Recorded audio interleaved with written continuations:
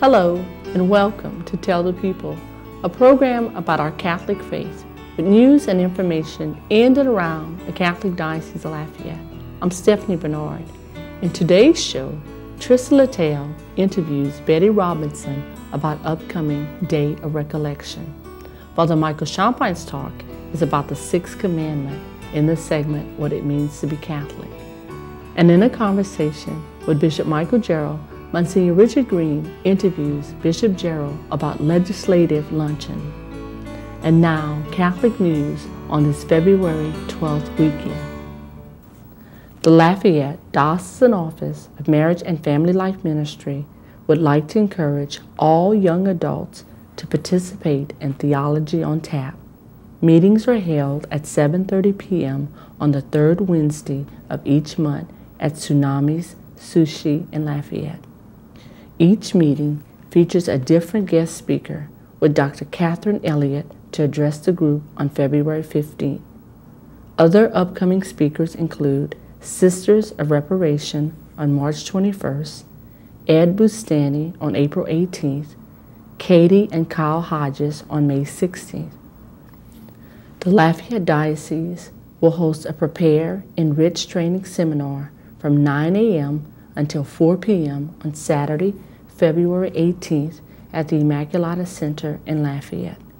The seminar is open to all priests, deacons, and lay facilitators who wish to be trained in the utilization of the Prepare, Enrich premarital and/or counseling assessment tool. The training seminar on February 18th does qualify as continuing education, and those who are registered may contact the Office of Marriage and Family for further details and registration information. The Carmelite Monastery in Lafayette will host its annual 40-hour exposition of the Blessed Sacrament from February 19th through the 21st. The devotion is scheduled to begin on Sunday, February 19th with the celebration of 10 a.m. Mass. The monastery will close each day at 4 p.m., but exposition will resume with Mass at 6:40 a.m. each morning on Monday and Tuesday. This year, the 40-hour exposition of the Blessed Sacrament will be dedicated to the memory of Dr. Zerbian Bienvenu, who was instrumental in beginning the holy hours for vocation at the monastery. The sisters would also like to encourage as many individuals as possible to participate in these days of prayer and Eucharistic adoration. While they are aware that the 40 hours will coincide with many Mardi Gras celebrations in the area, they are nonetheless extending an invitation to all to take time out to visit the Eucharistic Lord, the King of Kings. The Lafayette Diocesan Office of Marriage and Family Life Ministry will sponsor the Diocesan Marriage Anniversary Celebration Mass at 2 p.m. on Sunday, March 4th at St. Peter's Church in New Iberia. Couples who are celebrating their 50th, 60th, or higher anniversaries are invited to register with the Office of Marriage and Family Life Ministry no later than February 17th to be honored during the Mass. Bishop Gerald will present all registered couples with a certificate to commemorate their participation. To register, please go online to the Office of Marriage and Family Life section of the diocesan website, www.diolab.org, to complete and submit the registration form.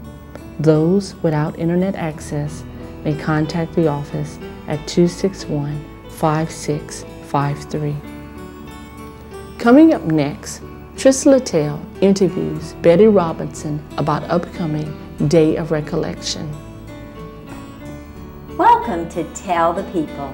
I'm Trista Littell, and with me here today is Betty Robinson. Welcome, Betty. Thank you, Trista, for having us here today. You're going to be talking to us today about a Day of Recollection, but prior to getting into that, why don't you tell us a little bit about yourself and the organizations you've been involved in?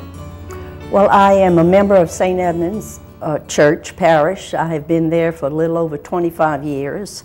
I have worked with various organizations there, starting with the youth group when my girls were there. That's how I got involved with the volunteer work there. I was on their youth commission. I've been secretary at St. Edmunds for a little over 8 years, and now I dropped my commission on the youth commission. I now work with the Altar Society and Community Life, and I still do volunteer work in the office and the library or wherever they need help.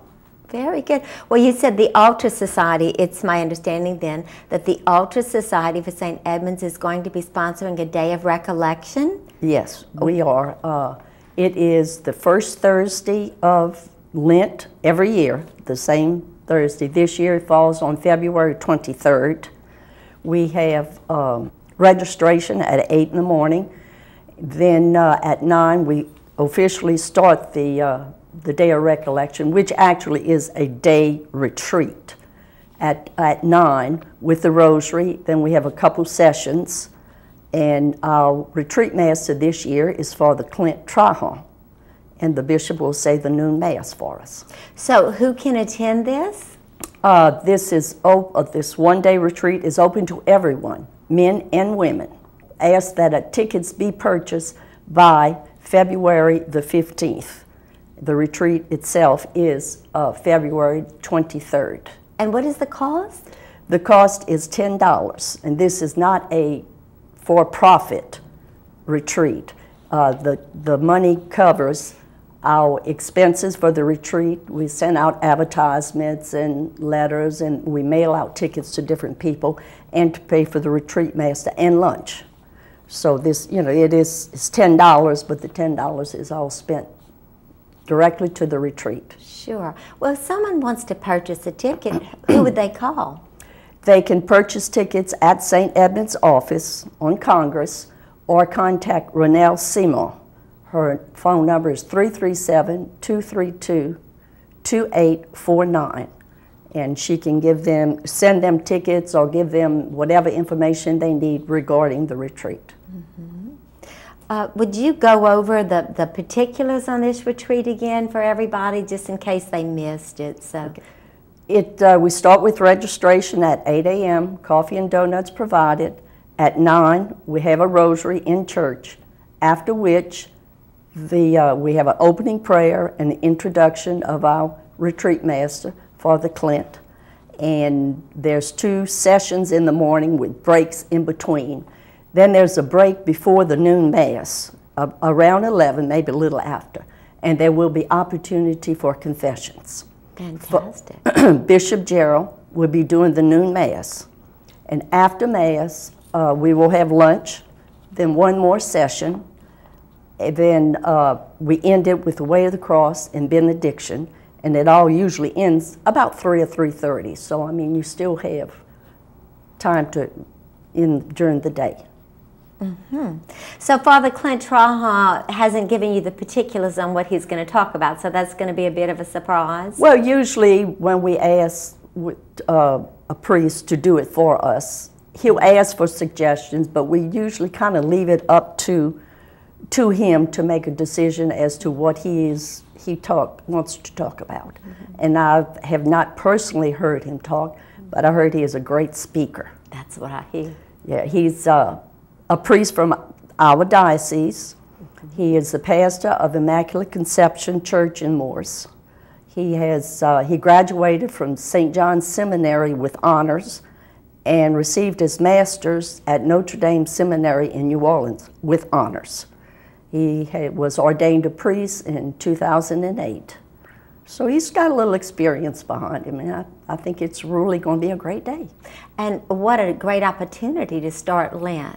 Yes, that's when the diocese, this used to come under the umbrella of the Diocesan Council for Catholic Women, and the diocese decided to disband that because they didn't feel that, didn't need it, or it could be people could be used under others. In different other ways. So the bishop's office wrote our pastor and asked that since we had been doing it, if we would consider still doing it. And after discussion at one of our meetings, it was decided that it's a well worth day, and we'd like to see it continue.